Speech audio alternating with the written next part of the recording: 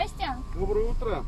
Доброе утро. Добрый вечер. Здравствуйте. Доброй ночи. Девушки, в качестве понятого хотели пригласить. С такого предложения началась встреча Виктории Кушаревой с инспекторами. По словам девушки, после оформления протокола их с сестрой поблагодарили и отпустили. Она успела сесть за руль, и тут же в ее автомобиль въехала патрульная машина. Только что на наших глазах сотрудники ударили машину. На место, как рассказывает автоледи, приехал другой экипаж и оформил ДТП. Затем девушку увезли на медосвидетельствование. Меня держали в кабинете около часа, а сотрудника ДПС минут 10-15.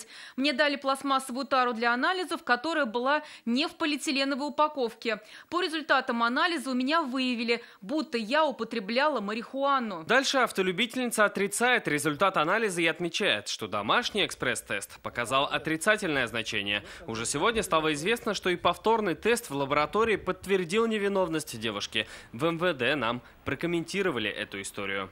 По данному факту в МВД по Республике Татарстан в отношении сотрудника проводится служебная проверка.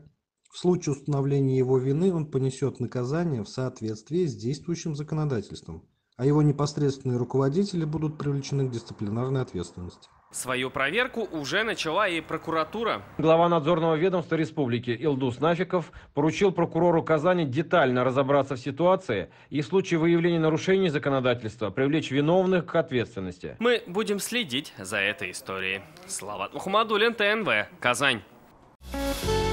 Авыр һәм мөмкин кадәр илә булу соралган вакытта ТНВ телеканалы тамашачыларга яраткан фильмын кабат карау мөмкинлеген бирә.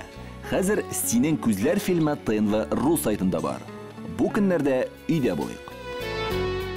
Все новости дня, выпуски программы «Новости Татарстана», программы и фильмы на сайте tnv.ru и на YouTube-канале ТНВ.